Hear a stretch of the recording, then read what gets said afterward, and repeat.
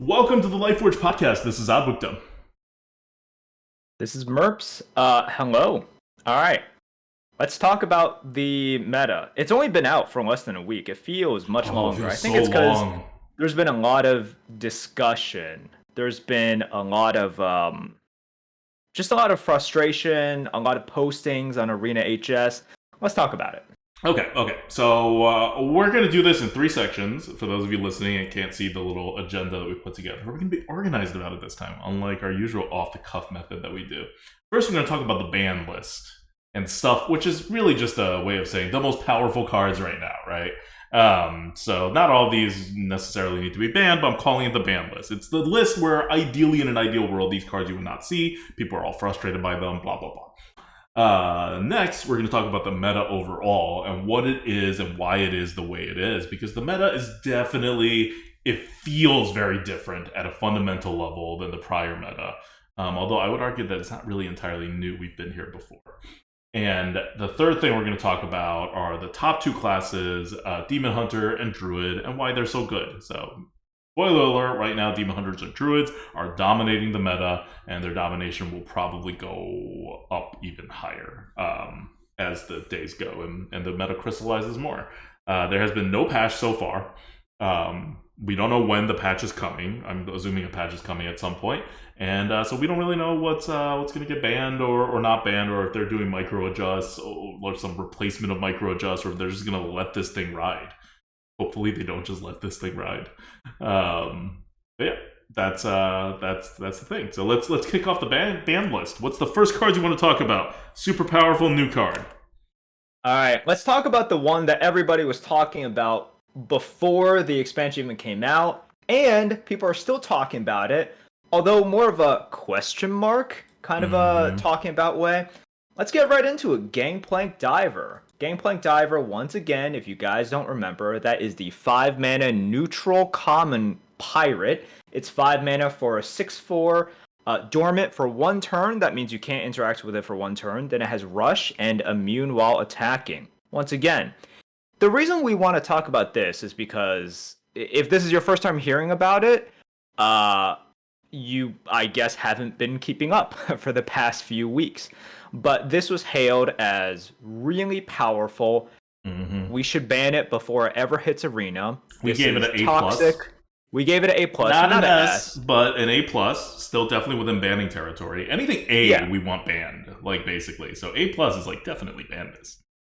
So here's what we want to discuss, because a few days ago, after I think it was like 2 days ago, on Arena HS, there was a thread. It's like, is Gangplank Diver sort of ban-worthy? And then it got a lot of good discussion. Great discussion. Great discussion. So this, I think, is very interesting because some of the points that were brought up in that thread, and of course I urge you guys to go to Arena HS, look at that thread if you guys are curious about that. It basically says, hey, I played this and Gangplank Diver doesn't feel that bad. Now, feel and that bad are obviously up for interpretation, but I think there was a lot of agreement there as well. And part of it was like, wait, it seems like there is enough initiative in this meta to kind of deal with it, blah, blah, blah. But then on the other hand, some people are like, wait, I think I understand Gangplank Diver, in which on average, maybe, yeah, you do have enough. But man, when you don't have something to counter it immediately, does that feel bad? Like, that feels really, really bad, and it just ends the game right there. And is that okay, right? Is it okay for it to, on average, be powerful, not quite powerful enough, but sometimes you just look at your hand and you're like, okay, I don't have the immediate answer, guess I lose. And this is a great discussion let me put in some numbers before you continue your discussion on whether form wise it's bannable. So right now on the ground from HS Replay, Gangplank Diver has a 56.4% win rate. 56.4. It is the 1, 2, 3, 4. It is the 5th best neutral non-legendary, or I guess I don't know if any legendaries are above here. I think just neutral card, period, that is in this set. Now, we had it at an A plus. We also had School Teacher at an A plus. School Teacher's 58%, so we're right on there. We had Mothership as an A. Mothership is 57.9%. We're going to talk about Mothership later on the ban list, so that's also up there. Pretty good prediction. We had Puffer Fist as an A plus in the classes you want to take them, and an A in some classes. It's 57.4%, so we're on target there too. But then you have Night Captain at 56.9%. That is a whole 0.5% above Gangplank Diver. And Night Captain is an old card that was on the line of being okay and not okay, right? And it's performing 0.5%, which is quite significant, above Gangplank Diver. And Reef Walker is 56.7%. Ram Commander is 56.5%. All of these are performing better than Gangplank Diver. Gangplank Diver, now, it's not like it's performing bad. It's performing 56.4% win rate, which is 0.1% above Spammy Arcanist, which is a very clear, normal A-tier card. So I did the math again, and I was more realistic about the situations that happened, and I think I would want to... I originally kind of wanted Gangplank Diver as a high A rather than an A+. I think now I really want Gangplank Diver as an A, but the point still stands, right? Like, this card is not performing well in this meta, but we're still rating it an A or A+. Like, we still think this is a really good card that does not belong in the arena. So why does it seem and feel like it's okay? And actually not as bad as Night Captain even. Merps? So, there are a few factors. First factor, if you look at the good classes, and let's just take the best class right now, Druid. Druid has a ton of removal, premium removal, flexible removal that they can also just get and then refresh their hand as well. We're talking Scales of Onyxia. We're talking about Flipper Friends. On top of the neutral stuff that they get, on top of everything else, their ability to buff and everything.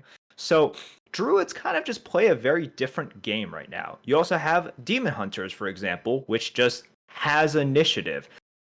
Plus, they have, for example, that spell that deals 2 damage to the lowest health enemy twice. That's perfect for killing Diver off. That card is actually so good. I've used it quite a few times to just kill off a Diver. So they have the removal necessary to kill them off. First of all, good classes. Now, when you're talking about bad classes, that's very different. But bad classes are just kind of bad, period. Now, second, when you're talking about Gangplank Diver, and it's kind of impossible to separate it from Night Captain because they are close in win rate. They're close in our tier list rankings. And I think people look at them very similarly because they are 5 mana neutral, powerful cards that show up a lot in the meta. Night Captain shows up a ton. The way that I think you want to think about it is people are used to Night Captain a lot. And Night Captain, even though, it has to hit the 3 health to honorably kill in order to get it, you see it a lot. That hits, and you feel that power immediately. And it's a lot more consistent. It's more consistent in that it shows up, it deals more damage than it should. It's an overstated fire elemental, right? But the thing about Night Captain as well is that it feels like it's a bit more manageable because you can more piecemeal deal with it. For example, how many times have they played Night Captain? You're like, oh man, I'm behind, but sure, I'll drop 2 3 3s or double 3 2s or something, and unless they keep following up with premium removals or... I was about to say, you drop a 3-3, guess what's happening next turn. I know. But, you give yourself a shot of okay, they remove one, but the other one was able to deal some damage, and then you had some, removal from hander. You can deal with a Night Captain piecemeal, and in this meta, you're like, okay, that's... I can handle that. With Diver, sometimes you will just deal with it, right? Whether it's through your own Diver, which is just funny enough, or any of your 3 own Divers, by the way, not just another Gangplank Diver. Right. any of your like they drop a diver, you drop any of the divers, and those divers will dominate Gangplank Diver. See, problem solved, meta solved. We talked about this during the review. But if you have a removal as well, there are many very efficient ways to remove them. Like just play a scale of Onyxia, and you only need two to kill off the like two of the whelps to kill off a Gangplank Diver. It's so easy. But yeah, like when you're able to deal with it, it feels so fair. Yeah. Like, oh man, this is so fair. And when you're unable to deal with it, it is so oppressively bad. It just ends the run right there. So it is less incremental than Knight Captain. And I understand Knight Captain sometimes has an honorable kill thing after the initial one, but that's really not like too applicable. But yeah, Knight Captain feels like, okay, so nobody likes to get hit with like a fine or something like that. But like, let's say Knight Captain, you get hit by a fine. And with that, you can pay it back slowly. You can be like, oh man, I just got this like $100 fine. Well, okay, I can pay it back like $20 a week. Yeah, like Knight Captain is only is only 9, right? It's 3 damage and a 6/6. It will always be only 9 at absolute max. I mean, that's not true, right? If you put out something with 6 health, it can grow bigger, but it almost never does that, right? So it's just 5 mana for 9 when you should get like 6 or 7. That's Knight Captain. Right. With Gangplank Diver, it is getting hit by, let's say, even a $90 fine, but they give you no option for a payment plan. They're like, do you have that $90 right now? If you do, that's great. And you can keep playing the game. If you don't, you're immediately like going to jail, or you're immediately getting audited, or something really bad, right? Like you lose the game immediately. That's kind of the difference. It's like the Knight Captain, that could be even a greater, if we're using this analogy, fine.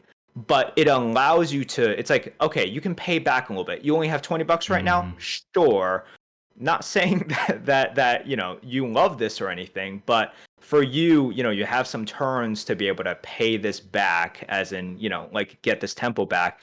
And for Gangplank Diver, when you're able to deal with it immediately, you shrug that thing off and you keep on playing. That thing might as well have been like a Gurubashi Berserker or something, like a 5-drop that you like never think about twice.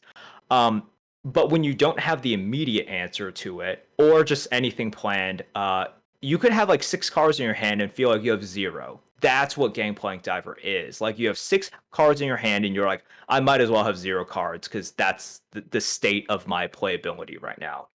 Yeah. The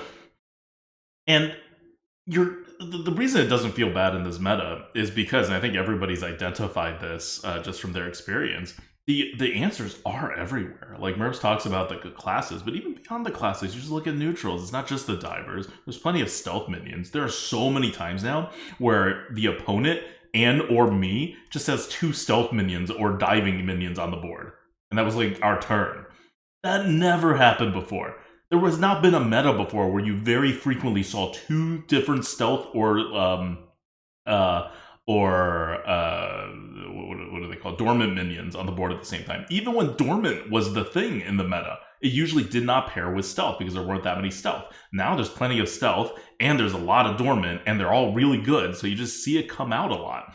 And when you have a dormant and a stealth, that's a natural counter to diver. So not only is diving countering diving, but stealth and other things you can do without putting anything on the board, which is traditionally not something in Arena that like you can do officially with your mana, you can do more now. And on top of that, just in this set, you have things like even that like 3 mana 2/1 Murloc that rushes and has another one, right? The 4, essentially the 4 damage for 3 mana. That's a neutral common minion, I think. Fishfin or something like that. Twin fin. Yeah. But like I have that in my deck all the time. It's not a great card, but it's better than most other things that are being offered, so I just have it. And I have used that to kill the Gangplank Divers a lot. Is it great? No, not really. The Gangplank Diver already took something out, but That's fair. Like for a 5 mana premium card, that's fair. I'm not losing the game because of Gangplank Diver if I have an answer in my hand. And in this meta, in this initiative meta, if you are playing a good or even okay class, you will have the initiative. Like 7 times out of 8, I don't know. I'm trying to think of how many times I've seen Gangplank Diver and how many times that, or I remember how many times that it's been able to run crazy on me, and that is exactly once. And as in once that it has done more than one hit. Only once has it even gotten a second hit. Now, some of the other times where it didn't get a second hit, I did commit more resources than I wanted to removing it, so it's not like that thing didn't have an effect or anything. Like, it changed my game, right? So it's still a very good card, but it's not game-winningly busted like it should be in almost any other meta. Which brings up the asterisk of whether you want to ban it, right? Because if this is just going to be a problem in the next meta, you might as well ban it now. It's not like it's good for this meta. Like, no one's having fun with it. It's just not breaking the meta.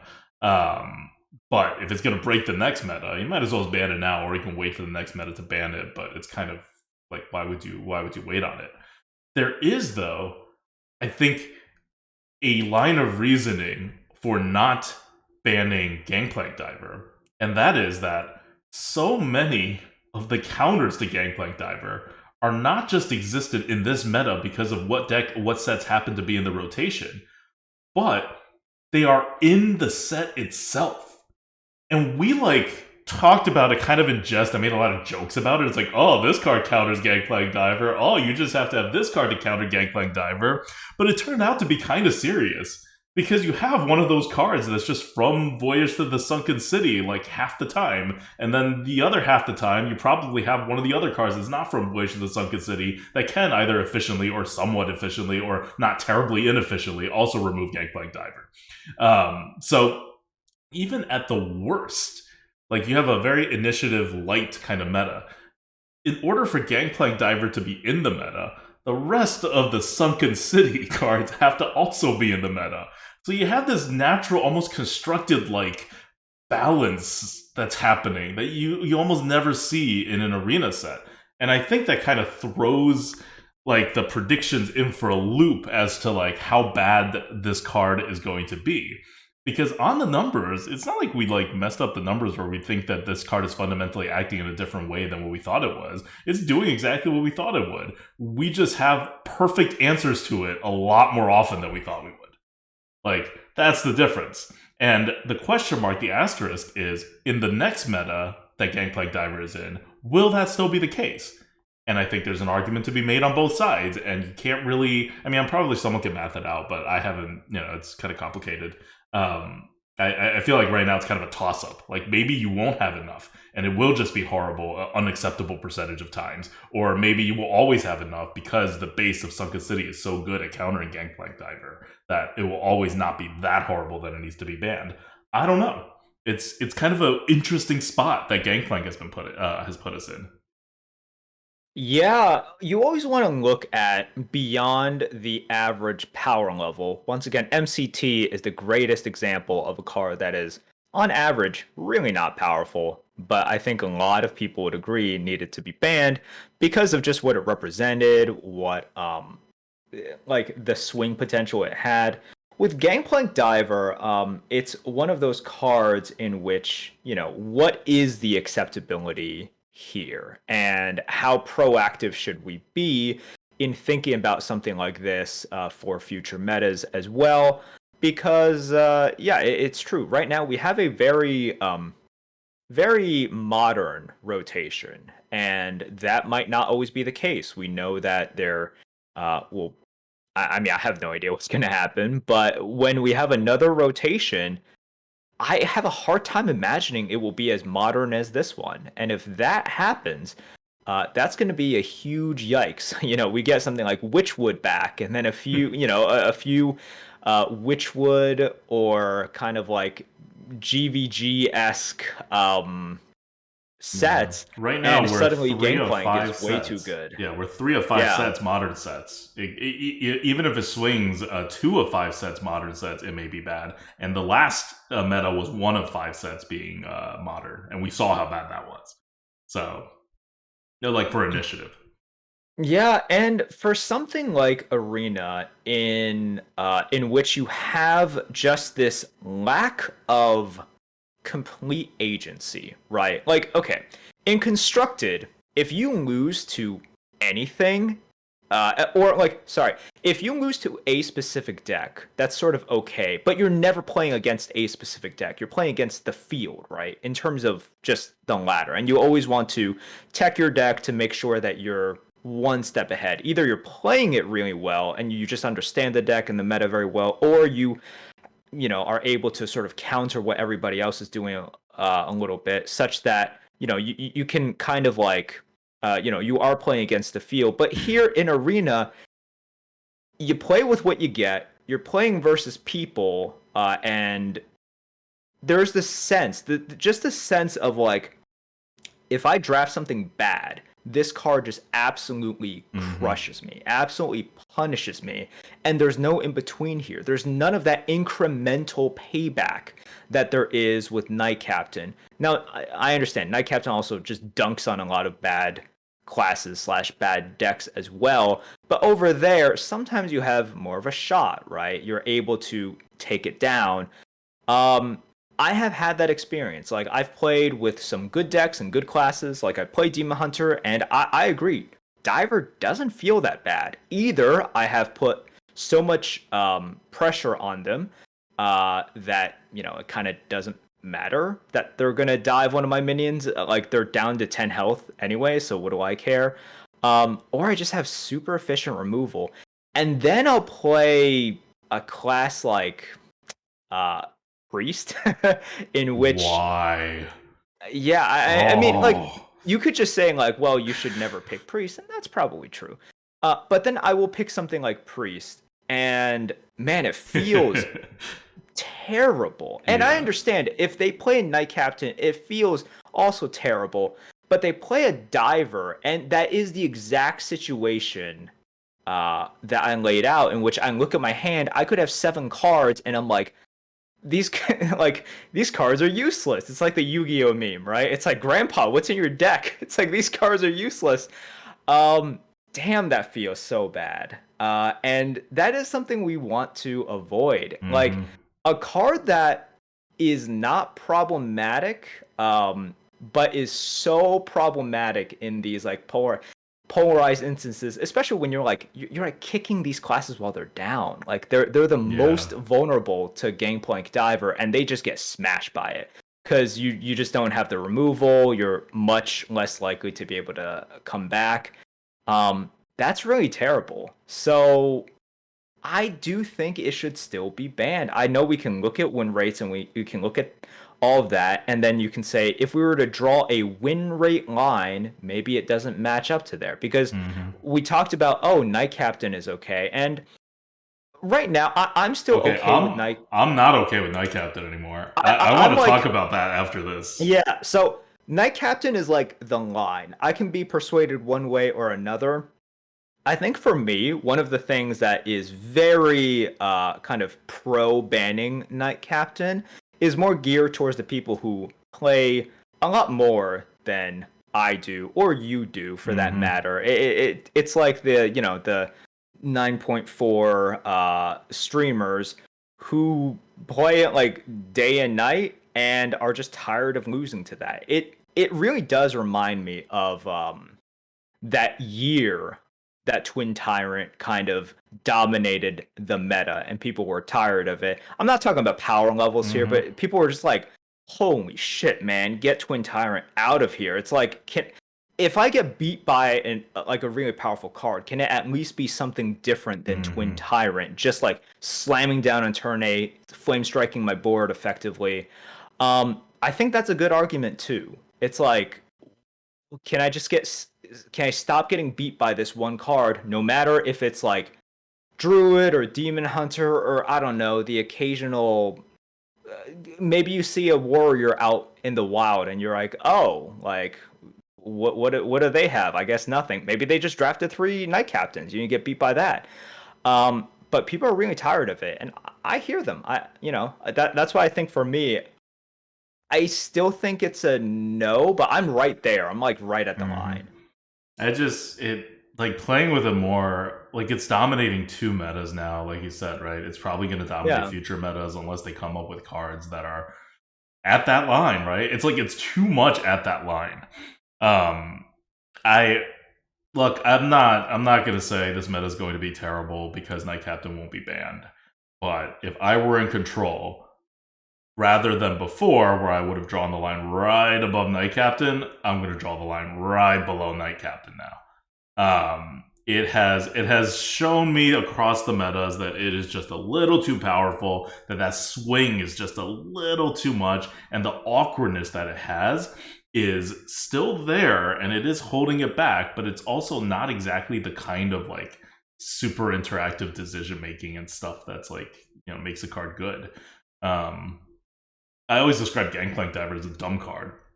It's easy to play, it's easy to counterplay. Do you have it? Do you not have it? Like I trust 100% the HS replay stats. I bet those win rates matched up with the average win rate will be the same as what Blizzard has on their 3-win per run players, because Gangplank Diver is a dumb card that is capably being used by dumb people and smart people, experienced people and total noobs. It's just that easy. Night Captain's a little more tricky. I like it a little better than Gangplank Diver, but it's also like it also is not as swingy as Gangplank Diver, right? So for me, I would ban Gangplank Diver, even though I don't think it's problematic right now, and I would ban Night Captain. I think Gangplank Diver is just not healthy for the game. Why would you keep a card like that around? What is it really adding? You have two other divers, so this mechanic is still alive. It's a little too over there, or I don't know if it's gonna have that repeating effect. Maybe make it effectively a epic or something. I think that way can solve a lot of these neutral card problems where they're problematic and not fun because you see them all the time on turn 5.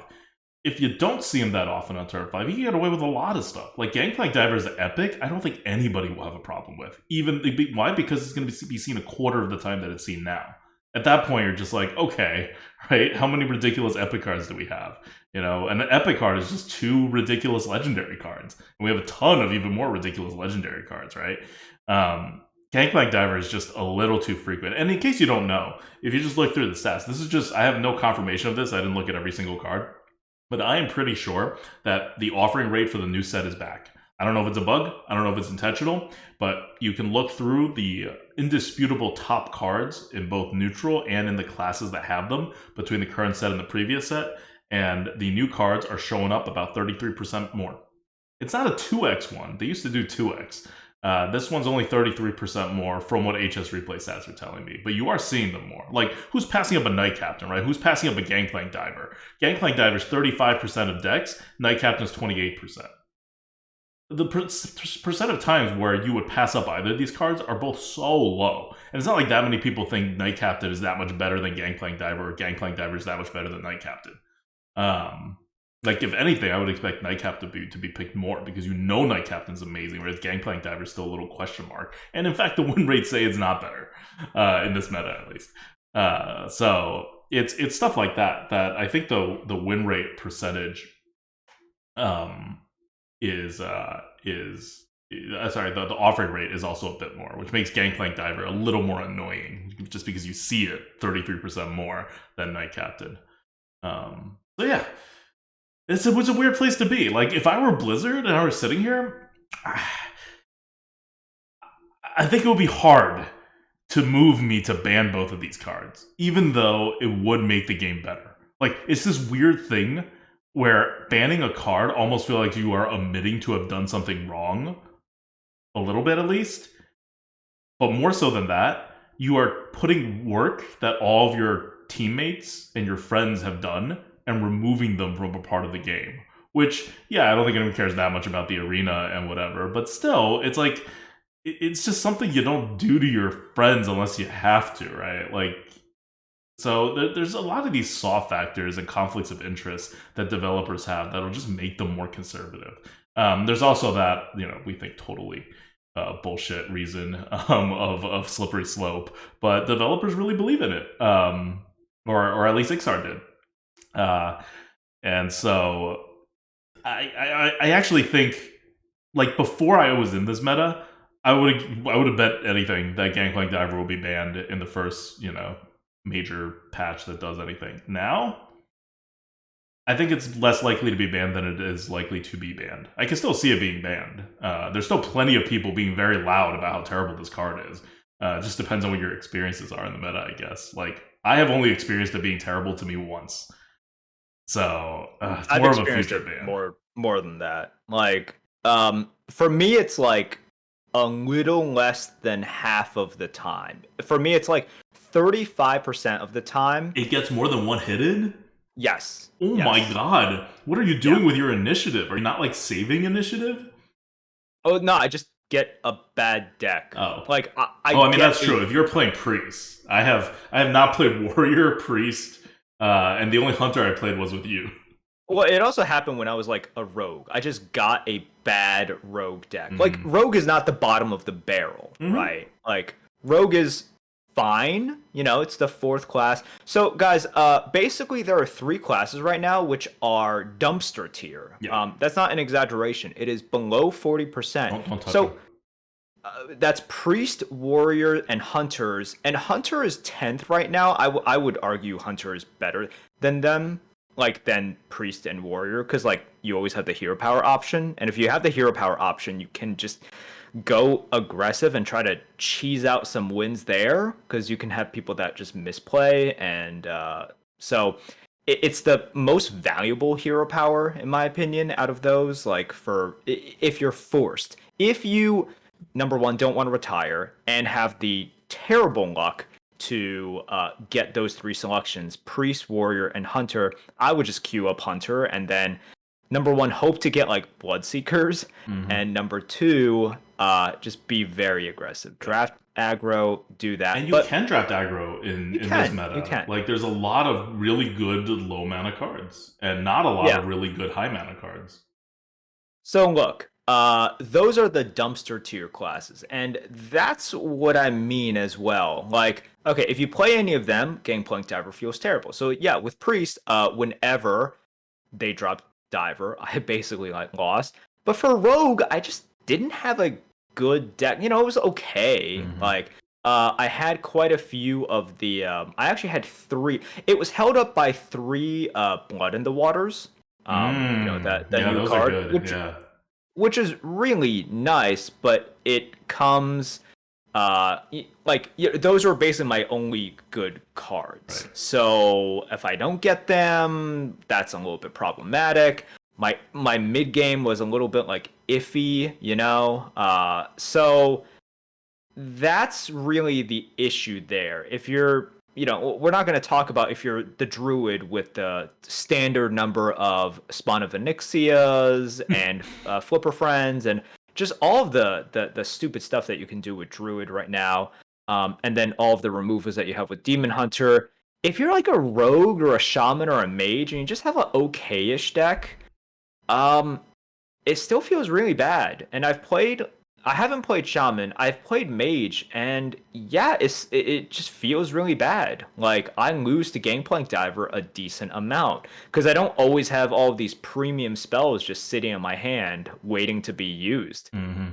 That's fair. I've been trying to play the top 3 classes as much as I can after playing 1 time of the mid classes and none of the bottom classes. I'm waiting for the balance patch. Hopefully there will be a class balance patch, because it's one of those things, right? The Tianding is no longer a Blizzard. They can't hit the button anymore, but you can't keep class win rates at like 45% for the top class. Like, that's going to be a terrible meta. So they're going to do something, I hope. Last meta, we were kind of like lucky that it just so happened. It was actually the best class balance meta at the get-go that has ever happened, I think, in the history of Hearthstone. But they didn't get lucky again this time. It was very unlikely that they would get lucky twice in a row. So now they have to do something, and it is the first time they need to do something for class balance in the post Tianding world. So we'll see what they do. Okay, that's Gangplank and a little bit of a Night Captain and what we would want to happen, but ultimately not super killing the game, just kind of making it worse. But I'll tell you what is killing the game. And not only is this card killing the game, nobody gives a shit about it. I am the only person I am the only person, it feels like, who is like absolutely annoyed by this card. And I'll preface this by saying, one, we rate this is a rare neutral card. We rated it at A, which is bannable. I would rate it even higher now after having done more math because I didn't factor in some of the interactions that it had. I don't know if it gets to A+, but it would be close even if it doesn't. And it's not like people were super sleeping on it. We rated it the highest out of anyone that we that I've seen, but plenty of people had it pretty high, like not in the bannable level, but in the tier below the bannable level, right? Because it was very obvious this card's going to be ridiculous. And right now, this card is performing in Demon Hunter better than any Demon Hunter class card. In Druid, remember, these are the two best classes. In Druid, it is also performing better than any single class card. In fact, in both of these classes, the only cards that perform better than this are the 4 top legendaries: Goliath, Onyxia, Ysera, Ibis. Those are the only cards that will help your deck more than this frickin' rare neutral card. This frickin' rare neutral card that we identified in our video, in our preview, as needing to be banned. And even then, Merps is like, oh, they'll never ban it. And I'm like, I think they might if it has ridiculous win rates. I still think they'll never ban it. And we'll see. You should just say what the card is. We'll see if they do ban it or not. But I'm telling you, this card is hugely problematic, and the numbers more than back it up. By the way, this Demon Hunter and Druid thing, the top classes have never, ever, ever in the entire history of Hearthstone, after the first patch, after the first patch of an expansion that actually bans the super ridiculous neutrals, has never been a neutral card, like non-legendary neutral. For those of you guys, has never been. We're talking about Mothership. Oh, come on, I was building it up. You didn't let me say the word Mothership. No, okay, people are getting annoyed, because not everybody can see it. No, not everybody can see it, but I don't care what the card is right now. I'm just trying to set up how ridiculous it is. Because once you say Mothership, everyone's going to go, oh, Mothership, I don't care. But that's because they're biased. That's because they're prejudiced. They're prejudiced that Mothership doesn't feel as bad. Whereas I'm trying to get them to focus on the fact that Mothership is bad, even if it doesn't feel as bad. Everyone talks about feelings all the time, right? As if feeling good is the only thing that matters, but actual good also matters, is what I'm trying to say. Like, if something is killing you, but you don't feel that bad about it, it's killing you the same, and the wrong party is you. You should feel bad. You're just not feeling bad, so you're making a mistake. And I'm trying to say that everybody is making a mistake with how they feel about Mothership, because almost nobody, none of the really good players and streamers, nobody really on Arena HS, just nobody's feeling like the way this should be. This is historical. This is a historically good neutral card that has not been banned yet. All the other ones that were banned that are common or neutral. And it's so good that it's even blowing class cards, all the class cards, out of the water for the best classes. When I'm drafting a Druid, what do I want to see in my draft? What do I want to see? Do I want to see a miracle growth? Do I want to see what do you call that thing? The something whatever of Onyxia that's 7 mana and totally ridiculous? What is that card called? Scale of Onyxia. Like, do I want to see them? Yes, I do want to see them. If I want a Demon Hunter, do I want to see an Eldari Inquisitor? Yes, I want to see them. But you know what I want to see more than those cards? I want a Mothership. Because I always want a Mothership. That is not what a neutral card should do. Like, okay, if you guys forgot what Mothership was, it is a 6 mana 5/4 mech with Rush. And Death Rattle says summons 2 random mechs that cost 3 mana or less. It doesn't look like it's ridiculous. We called it before the expansion launched in our video, our first video that calls out the top cards that we think should be banned or considered to be banned. This card is a solid A tier card. There are no rare neutrals in the existence of Hearthstone that has not been banned that is a tier neutral card or above. There's some epics, there are legendaries, there is no rares, there are no commons except for Scorpid. Let me just get one word in. If you go back to that VOD, which you probably don't need to dig back, because look, if you remember, or if you just look at the discussion today, what do we talk about first? We talk about Gangplank, and then we talk about Mothership. If you look at what we talk about the most in that review, we talk about Gangplank as well. Now, is it because it is like that much proportionally more powerful? No, it's just the mechanic, right? Like mechanics that are really how like in my opinion just bad for the arena, which immune while attacking is bad in a limited format. That'll get a little bit more discussion. I actually remember saying during that, I'm like, I think Mothership is being slept on. Once again, Yep, you not said because that. anybody is saying, oh, it's a bad card. Mm-hmm. Actually, I think some people were like, it's just like an okay-ish card. Mm-hmm. Um, but I'm like, I think it's being slept on because I don't think people are appreciating just how good it's going to be. But it's going to be really, really good, right? And I think people thought that was weird. It's like, wait, it's not. It's like nobody's really sleeping on it. I'm like, no, no, no. Like, I'm not saying people are like not even thinking that it's good, but I'm like, people aren't making enough of a It is fanfare about how good historically it is good. going to be. So I understand that. Now, add to his level of anger, like just throwing his hands up and being like, "Am I I taking got crazy numbers. I pills?" got facts. I got all the Uh, numbers on my side. I got all the facts. I got history. I got everything except feelings. And I got my feelings, but they don't matter as much as all your feelings, and everybody else seems to be in this quiet agreement that this card don't feel bad, so it don't so matter.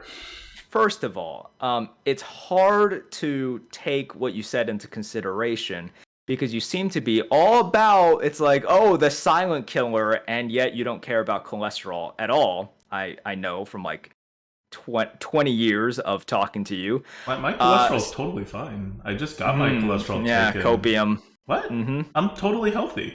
Like, cholesterol wise. That's not my main problem right now by a mile. I'm well within healthy range for cholesterol. That's why I don't care about cholesterol. You don't care about stuff not because you don't feel like your cholesterol is high, but because you go and get tested. And the tests with medicine and science say your cholesterol's fine. And there are numbers, and you trust the numbers. See, that's how I deal with my life. Like how I deal with my relationship with Mothership. But everybody else's relationship with Mothership is, I've seen it used against me. Did I lose? I can't remember. But it was probably from some other reason or some buildup of a lot of reasons. I'm not going to point the finger at Mothership. Just like people are even better with Scorpid at pointing the finger at Scorpid. I mean, okay, Scorpid's better than Mothership. So it's also a little more obvious that you point the finger at Scorpid. Mothership just kind of blows up into some small pieces that like have a couple more stats than they should, maybe. But, oh, the effect is so big. So I see people in chat one saying like, "Oh, if it rolls high, I guess it's really oppressive." No, on average, it's really oppressive. That's what stats are. They tell you, you feel that if they high roll with Mothership, it's really oppressive. But if they mid roll, you're like, oh, whatever, right? It's that like Night Captain thing where it's like, oh, it's just 9. You spent 5 mana, you got what, you should have spent 8 mana to get. Whatever, I'll deal with it. Well, Mothership is like, oh, you spent 6 mana. Oh, you got what you should have spent like 12 mana to get. Like, whatever, that's fine. Like, people don't have that feeling attached to it for some reason. Because, one, when Mothership actually blows up, that means the death rattle isn't triggering on that first turn. That means they eat something first with the 5/4, and then the next turn maybe Mothership blows up, maybe it doesn't blow up. So you don't get those pieces until later. And two, sometimes Mothership is really bad, which is you never say that about Night Captain. Mothership can have sheep. That's what everyone tells me. Oh, you can get sheep. Also, it can have mine, which is almost a totally dead card, right? Like, of the two things that pump out. Although, even if you get mine, as long as your other one is like a 2/3 or something, you've still gotten kind of like normal value for Mothership, like as a normal card in your deck. So that's a bad scenario. But yeah, people keep bringing up sheep. And it's true. Sheep is really bad most of the time. But it's generally worse for the good players. For bad players, getting sheep is oftentimes very good still.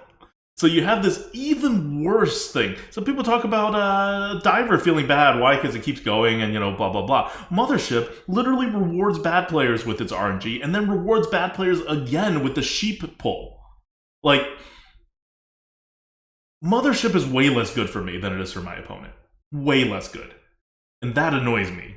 Why? Because I'm a good player, and I should like. I don't like being punished for being a good player, and I really don't like it when the historically best neutral card that is common / rare, except for Scorpid, is super punishing to me. Now, is Scorpid super punishing to good players? Not as much. It's almost fair between good and bad players, right? But Mothership just punishes good players and is super overstated and has that win rate that is absurd and historical, and none of the good players care.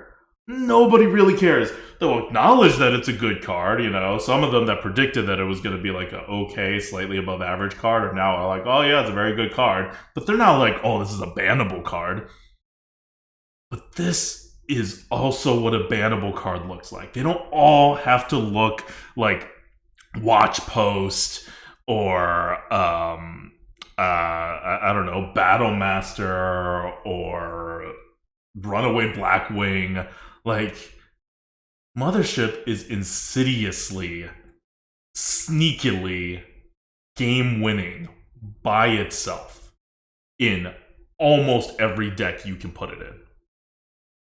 And it needs to be banned. And looking at the reaction, I have 0% conviction that it will get banned. Mostly because it's never going to happen. Why would Blizzard ban a card nobody thinks should be banned, right? Yeah. Like, and people are looking at those numbers. Even people who look at the numbers a lot, like look at this and be like, "Oh yeah, Mothership's really good." Not like, "Oh holy crap, this card maybe should be banned." You know what Mothership is better than? Mothership is better than School Teacher in Demon Hunter and Druid. Mothership is better than Pufferfist in Demon Hunter. I'm gonna pull that back. Pufferfist that deals 1 damage to all your opponent's stuff and not your stuff whenever you use that 1 mana hero power from Demon Hunter, that card is not as good as Mothership. Mothership in Demon Hunter is better than Ysera, the Dreamer. Better. That's Mothership. But I will hear a million bans of Ysera. I will hear bans of Night Captain even. All way before Mothership is looking to get banned. And that's just everybody trusting their feelings, which are dumb, over numbers and facts, which is reality.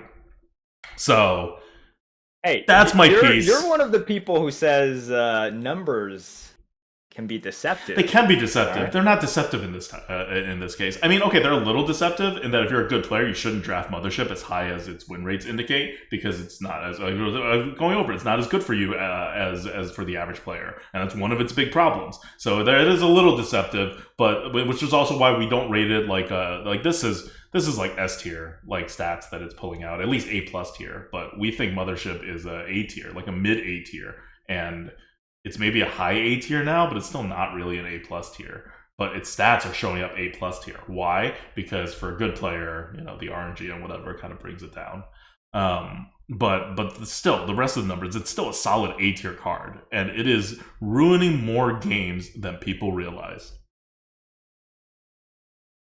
All right, that's a good talk. I'm gonna treat you like I treat the person shouting into the sky on the side of the road, with respect, a little bit of fear, but mostly I'm just going to let you do your thing, and then I'm going to keep on walking. Okay, so good job. 58% win rate.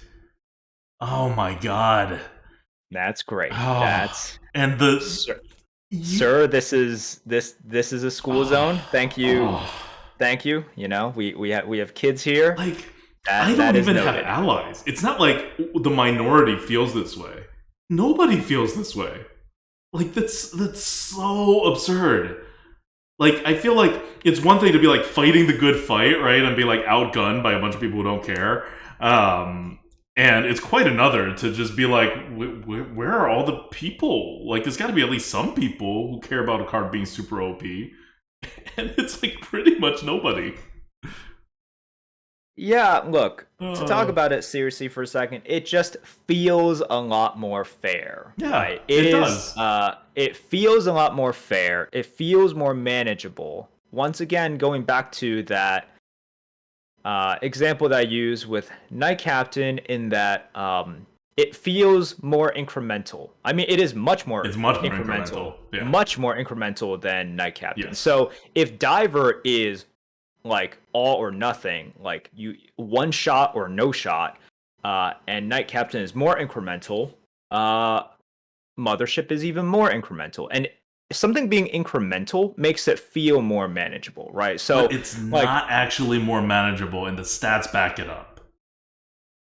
yeah, but once again, whenever we're banning cards, uh I think if you're looking at the stuff that's been banned, Hmm. really like yes, a lot of the cards that have been banned are very powerful, but really the core of what's been banned has been this sort of feeling. And it's why Yes. uh Scorpid wasn't banned, but something like Flappy Bird was banned, right? Yep. Do you guys remember Flappy Bird and just how many people hated that card? And we were one of those people that's just like, look, and I remember my exact stance. I'm like, look, if you want it banned, that's okay. Can we stop saying that we're banning it because it's Hmm. powerful?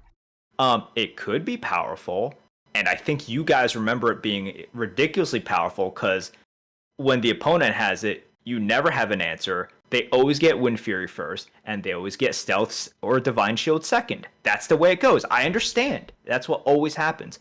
But yeah, Blizzard banned that. Blizzard banned MCT, right? And then Flappy they Bird was banned. never a top 10 neutral in the meta. It was like right No, outside of the top 10. yeah, Flappy Bird once again was Flappy Bird was Diver before there was Diver, Yeah. right? It's like, oh shit, dude, can I kill it like now? Yeah. Like And it's now, turn now. 3 rather than 5. Yeah, yeah. But and then of course it's like it felt even more annoying because it's like, oh, they might not get Wind Fury Stealth or Wind Fury Divine Yeah. Shield. You also had It's to get like the Wind Fury, or else it wasn't the good, even if you pulled off the attack. right. It's like they might not get it, and when they get it, you're like, oh, F this game. I hate this game. Like Ben Brode is after me. Back when Ben Brode was part of Hearthstone. So yeah, they care about this feeling a lot. And this is why I say here, I'm like, all right, just keep shouting at the sky or whatever, because this is so far away from that sort of feeling. It is Okay. very incremental. But what if a card is just super, super powerful, but it feels okay because it successfully tricked everyone into thinking that it's okay for somehow? Like, if they figured out the secret formula to, like, like kind of like make sure that this card has like a I 75% think win rate, but nobody yeah, really look, picks up on it or cares. It's just like here's it the thing. should I still be think at banned, is what I'm 70 saying. I think at 75% people will notice. But I Fine. think at the current At state, this 58, is they really don't. what I mean. No, they don't.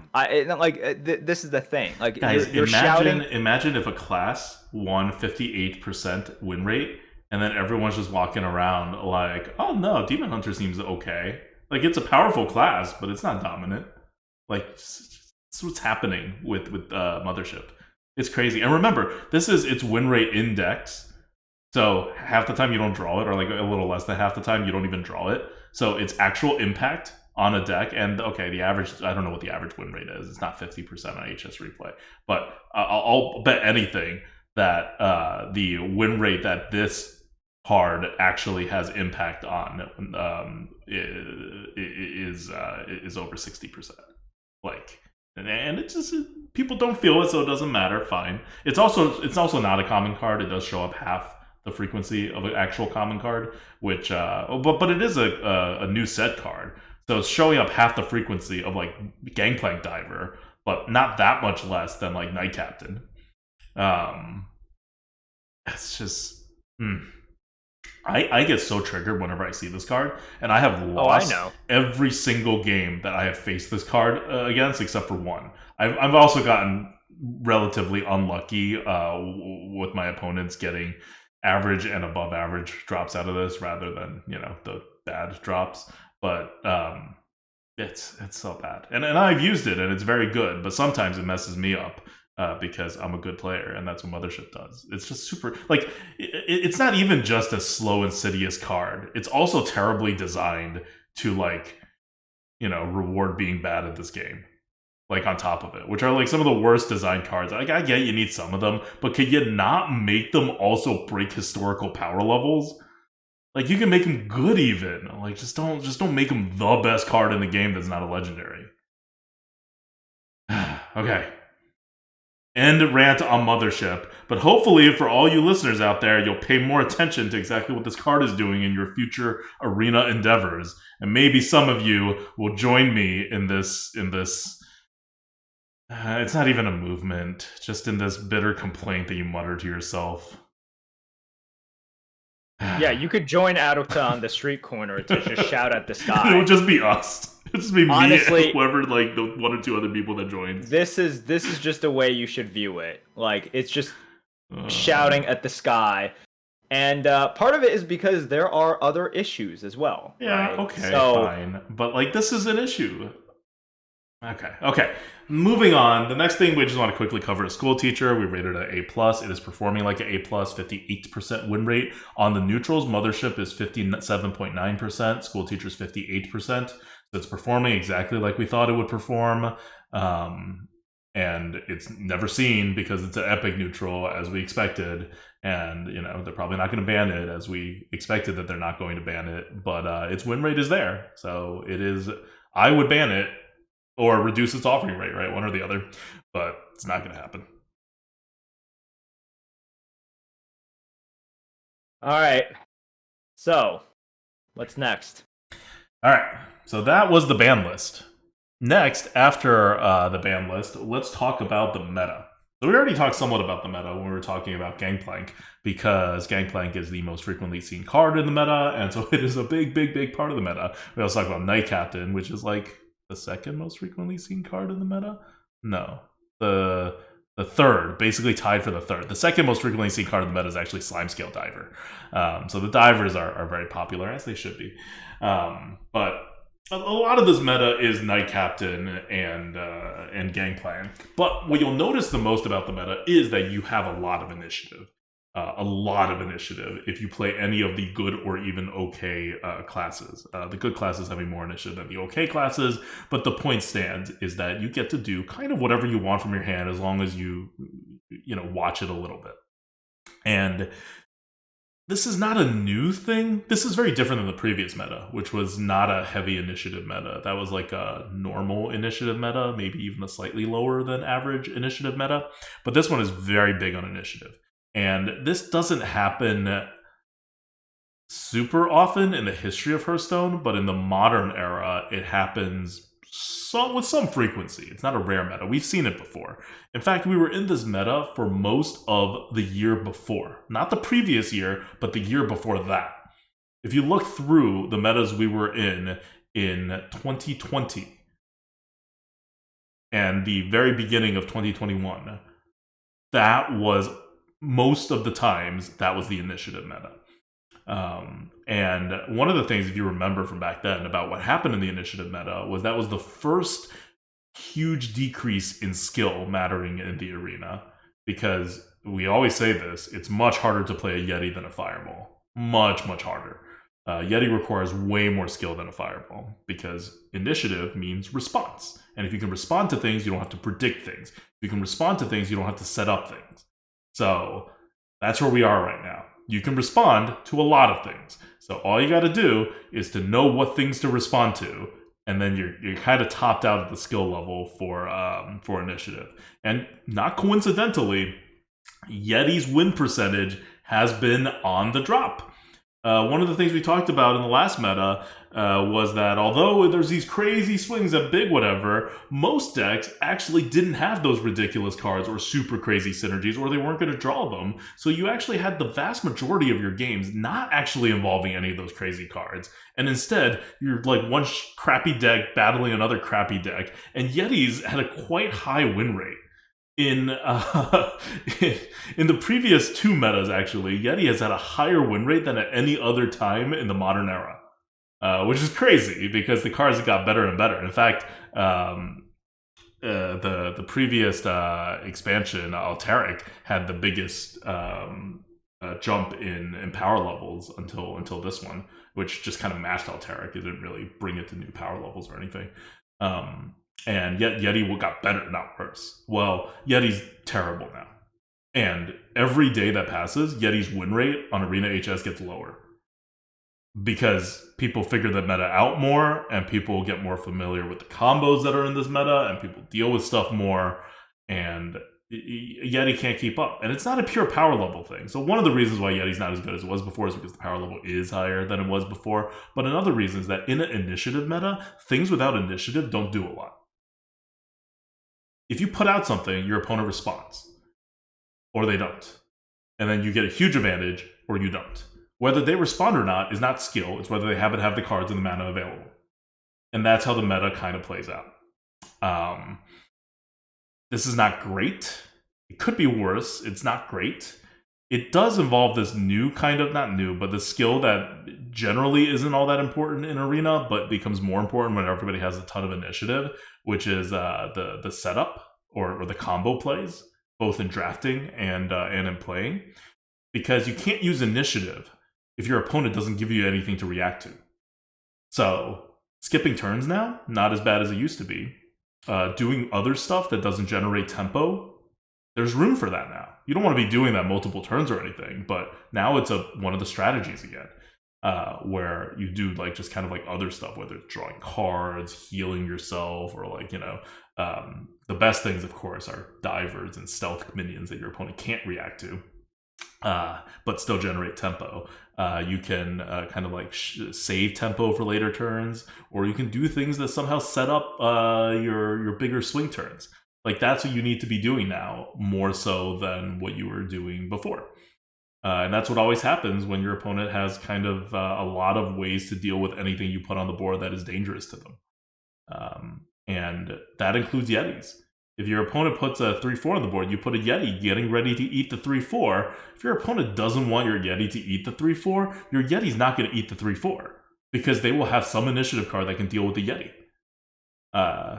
So that makes Yeti a lot less powerful. So this whole thing is not a rant about Yetis getting worse. It's just kind of a way to rethink how you're playing the game.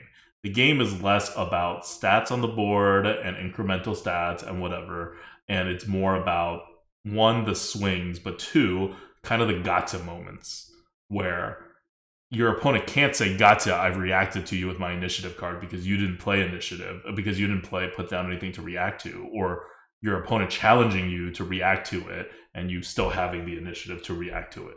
Each of those creates a swing. Eventually someone gets a bigger swing, they hit face, they win.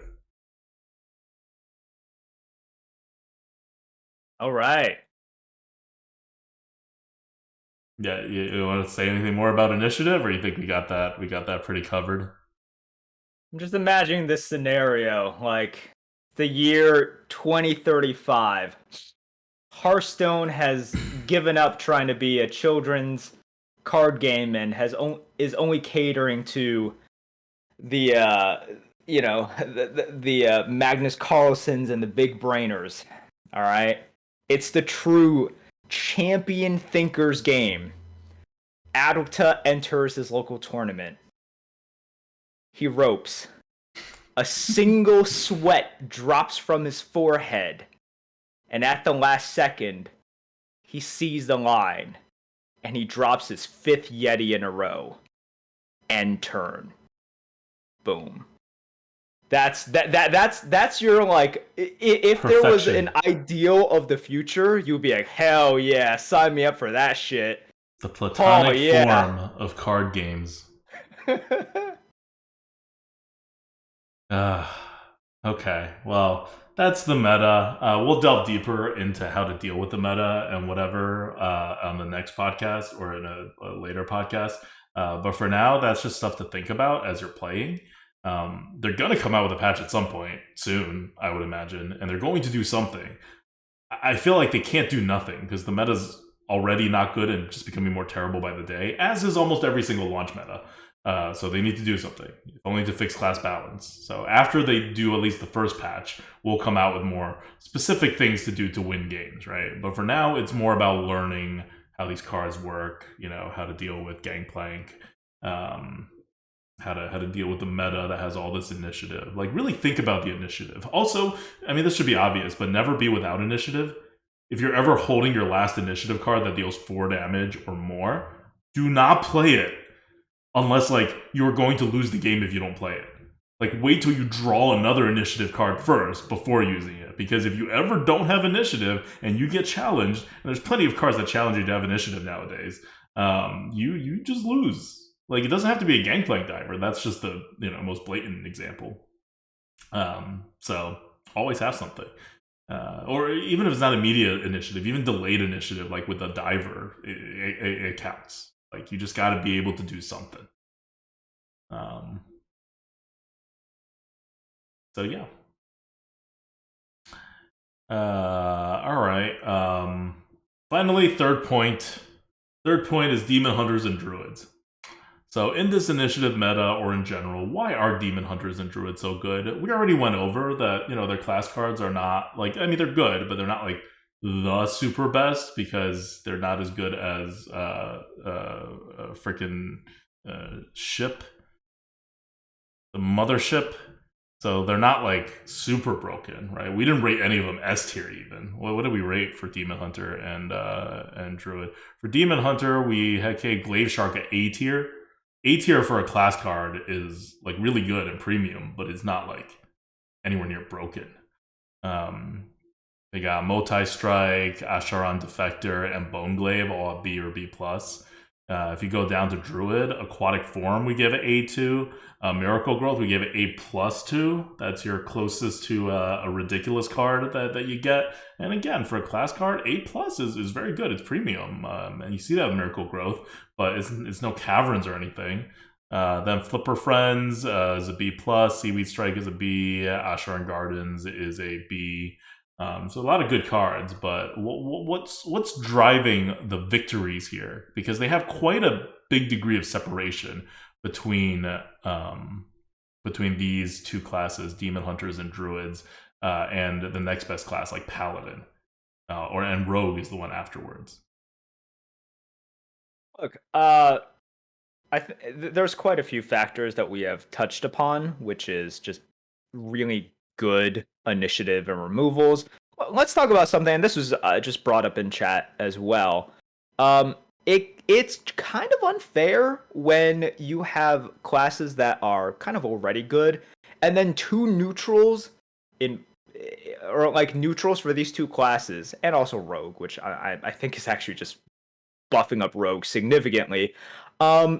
It's just like A+ / almost S tier for these classes, and just like C or D tier for other classes, and that's Puffer Fist. Mm-hmm. Puffer Fist warps kind of the game. It's sort of like in the last meta when it was like, okay, so here's Yeti, right, for like all other classes. But whenever you see this Yeti as, let's say, a Paladin, you could turn it into a Knight Captain. Would you like that? Like, would you like that? That would be pretty good, right? That's kind of like what happens. And for some of these classes, it's even like better than a Knight Captain. It comes out early, it's more impactful. You can keep on doing this stuff. So I hate stuff like this. We saw, I talked about this during the review. We saw this previously with like Hench Clan Thug, and that pushed the boundaries a tiny bit, just a tiny bit. Remember, that was only a get a +1/+1 if your hero attacks. So you got a little bit of bonus. Back then, it was very impactful. It was very good, and people thought of it as like a rogue class card almost. That other classes can like, yeah, you could draft it, but it's a 3-mana 3/3. It kind of sucks, but you have the option.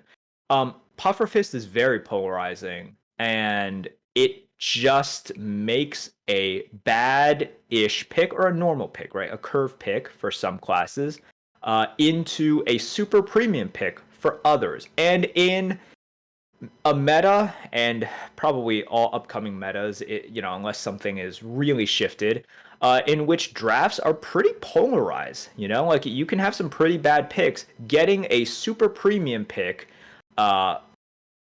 versus just a below average pick for other classes is such a huge difference. So that really sucks. Like we talked about this during the review as well. It's like we shouldn't keep going down this Hench Clan Thug puffer fist kind of pathway in which you really are separating out the classes even more.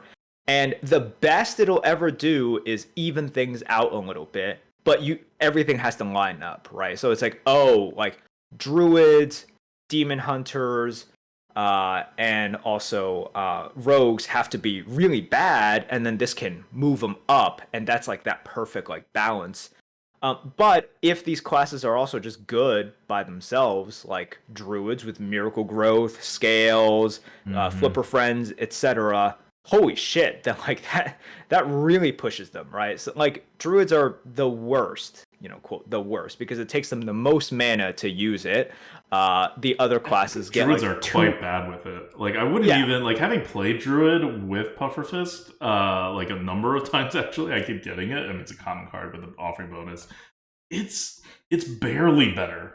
It's actually just barely better than having it in a neutral class. I think like comparing that to Demon Hunter with the card is night and day. Like Demon Hunter is so good with that card, and Druid is like you use it now and then, but it feels almost fair.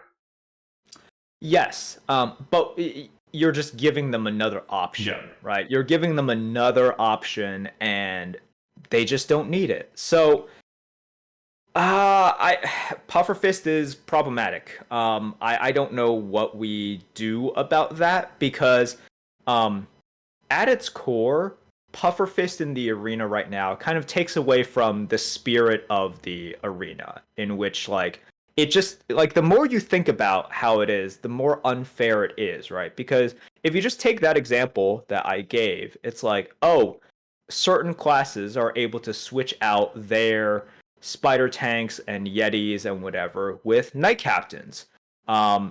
How does that make you feel? And you're like, wait, I want those classes, and if I don't have those classes, that feels pretty bad. Like, why does one class get a significant upgrade for this just random card that should be the same or at least somewhat similar, right? I think we can understand, for example, oh, you can have some dragon synergies, and some classes have more dragons than other classes.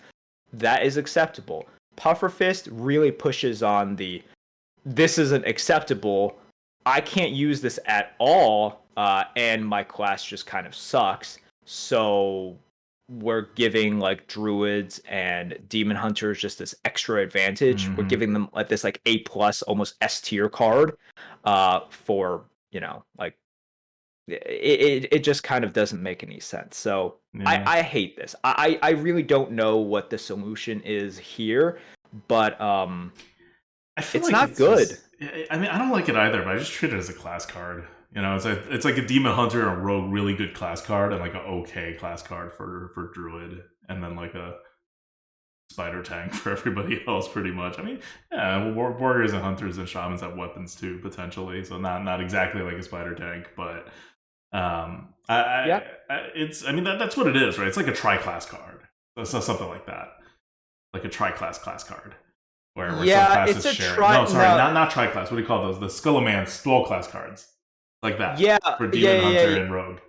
Okay, sure. But instead of them just improving other classes, they make the rest of the classes. It's like it's powerful that it shows up in other people's drafts to make them worse. Because remember, a neutral 3-mana 3/4 is below average. Like that's you're quote happy to take one to fill out your curve, but in terms of quality for your deck, it's a D tier card. It's bringing it down. D plus tier card. Yeah, it's like a D plus tier card. And remember, you should have on average like a very low B / C plus B line average score for your deck. So you just drafting a 3-mana 3/4, even though you may very much need it for the curve, it's not a good card. So it's beyond a powerful class card. It's a powerful class card that has escaped the classes and can sabotage other classes. That feels bad. That feels like wow, like that sucks, right? I mean, that's why all these cards, like they're whether it's Gangplank or Mothership or School Teacher or Pufferfist, like they're in our like five cards to ban, essentially our top 5 list in the preview.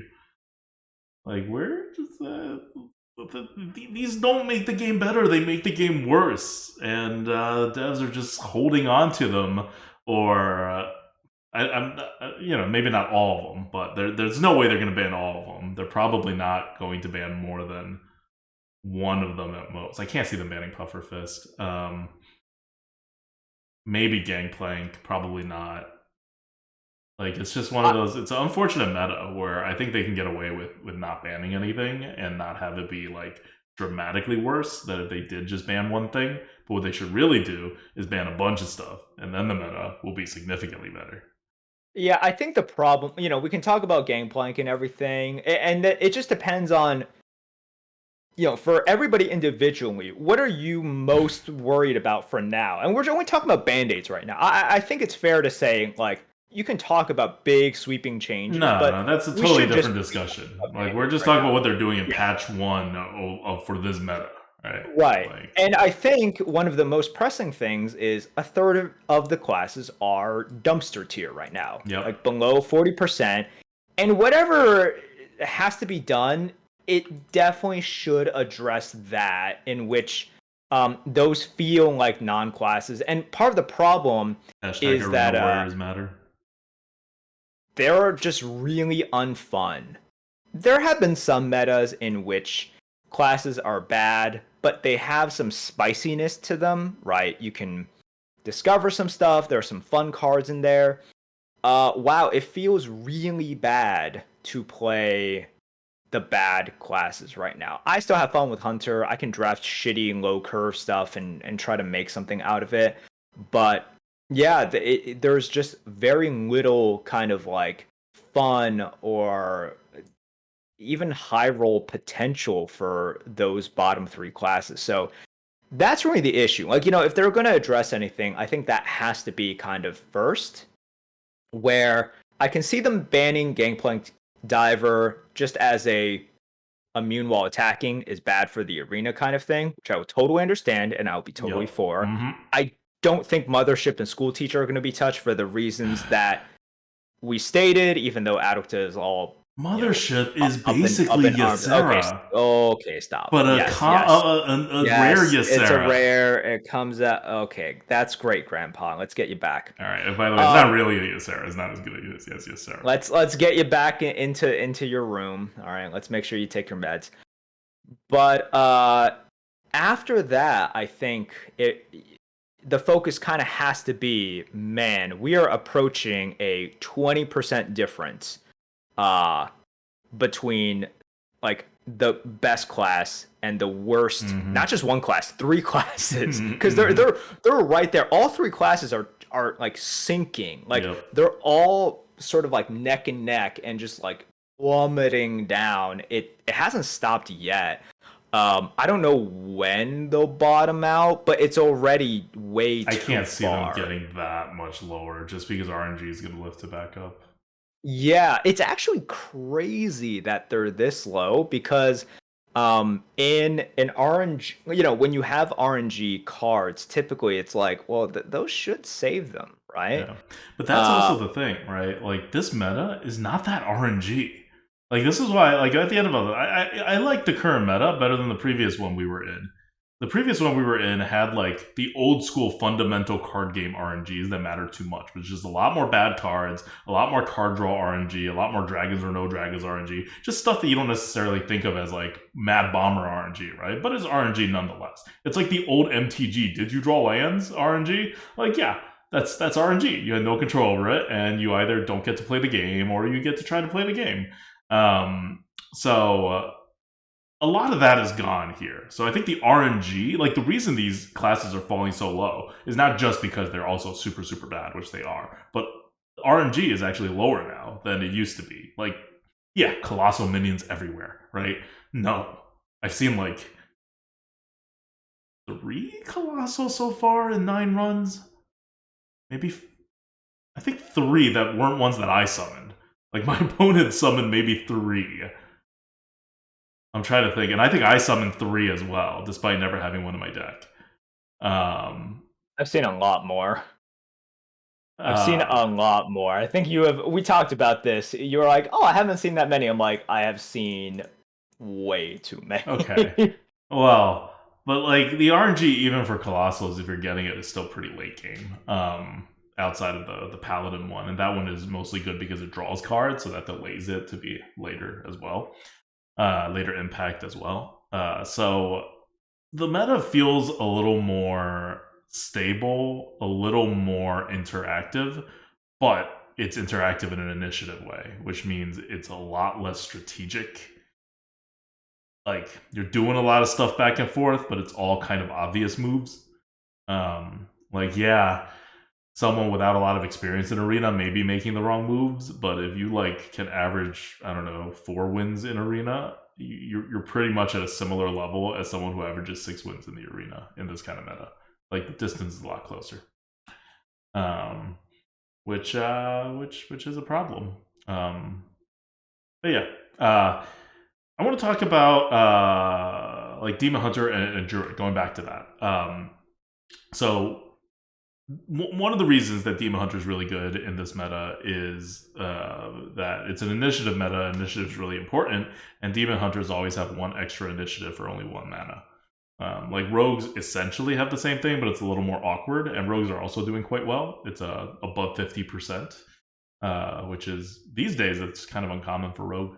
But Demon Hunters have really the most flexible way, and that 1 extra damage changes any 3 damage thing, say Knight Captain, into a 4 damage removal. Having played some Demon Hunter, there has been a number of times when I Knight Captain a Diver after it's done its thing.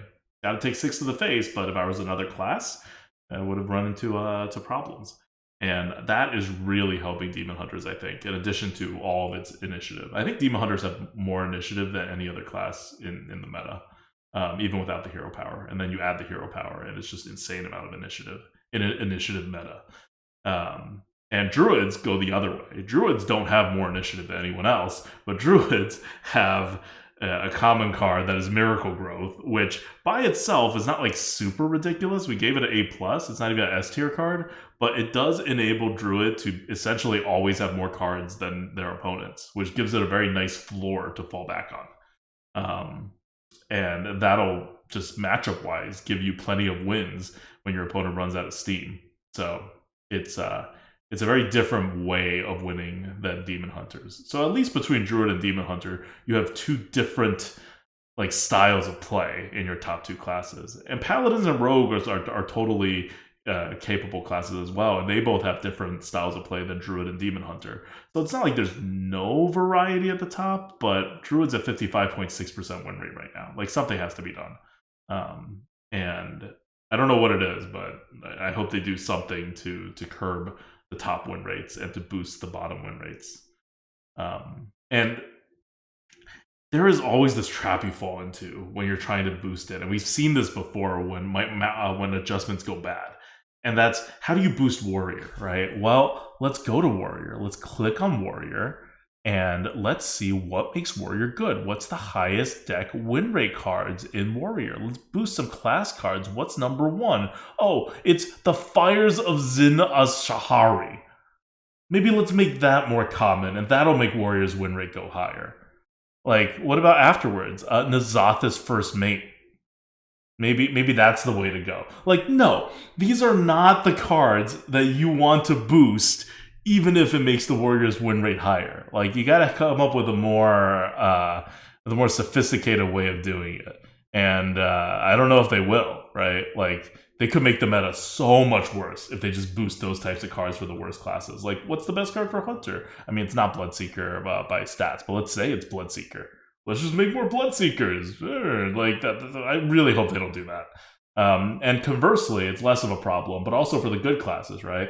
Let's reduce the offering rates of all their good cards. That'll do it. Then you end up with this old rogue from back in the day that had no class cards. It was just neutral because the hero power itself was just so good.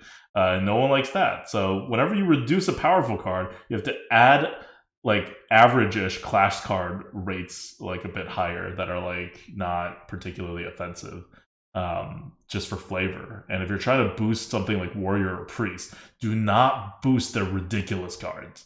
Like, you have to have like an actual thinking person there rather than just looking at at the stats, or else the meta actually gets worse. Like, I would rather Warrior, my favorite class, stay in the bottom of the meta and be totally unplayable than have it be a class reliant on the fires of Zin Ashasari, Nazas' first mate, Gorhao, and like hit it very hard. Those are your top cards. But if you're gonna boost all of those up, I'd rather you not and just make the class unplayable. Like that's my view on adjustments. Okay, let's never talk about that card because I can't hear that name ever again. So great. Okay. Agreed. All right. You got anything more to say? I have a little ending thing. No, do your little ending thing. Okay. So to end this, I want to talk a bit, just like very shortly, go over two of the cards. I'll say three that I think we were slightly off on in neutral for our ratings. And the first one is Gangplank, rated at A plus. I think it should be an A. It was always a very low A plus. It's definitely an A now. It's not even a particularly high A anymore. It's probably just an A. The one after that is Reef Walker, which we rated a B, and that was a very hasty rating because I did not know it had Rush. the one attack ones. I thought that was a 1/1 piranha, right? Like a squirrel. So it used to be a C, and I had just quickly done some math, and so we raised it to a B. But after doing more careful math, it is a B plus, and it is performing very well. It's performing at actually about a B plus. These are just small, half tier movements. We basically nailed our neutral predictions and our class ones as far as I can tell. But we obviously haven't encountered every class card yet. And the third one that I want to talk about is Treasure Guard, which we rated a C plus. But doing the math again, it is definitely a B. I think I just mathed it wrong, or maybe I was using a kind of scaling that was giving too much penalty to the one attackness of it. I don't know, but I did it again using my normal thing, and it is a B. And it's performing like a B, maybe even a little better than that. It's actually a really high performing card for Treasure Guard. Treasure Guard, by the way, is the 3 mana 1/5 taunt that with the Death Rattle where you draw a card.